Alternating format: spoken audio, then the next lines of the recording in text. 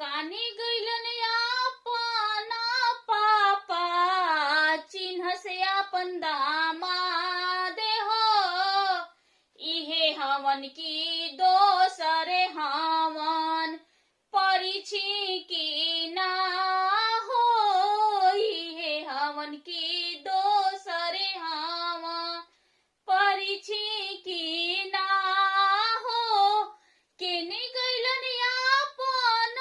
चाचा चिन्ह से अपन दामाद हो परिछि की ना परिछि चिन्ह से अपन दामाद